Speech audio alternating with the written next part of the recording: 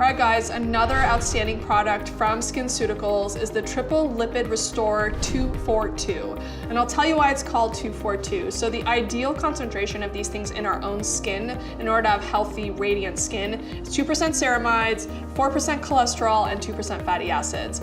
And that's what this product is really trying to drive into your skin. So not only is this product a great hydrator, it's actually non-comedogenic, meaning that acne patients can also use this super rich moisture without having to worry about breaking out, which is huge. Because especially for the adult acne patients, we do want to really restore hydration so your body's not making all of that oil, which your clogged pores are going to lead to breakouts. So this is a great thing I like to give to really everyone, including acne patients who typically think they're too oily for moisturizer. Not true, you need this guy.